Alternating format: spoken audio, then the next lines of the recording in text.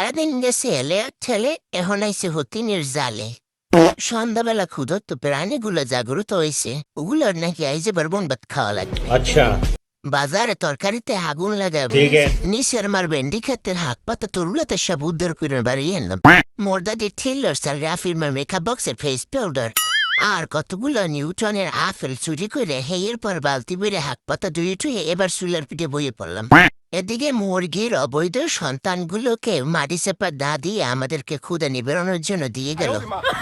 গরমের তাপমাত্রা বেশি থেকে এগুলো থেকে এদের খুশি ছাড়ানোর জন্য কিছু ফায়ার সার্ভিস উদ্ধারকারী চলে আসলো।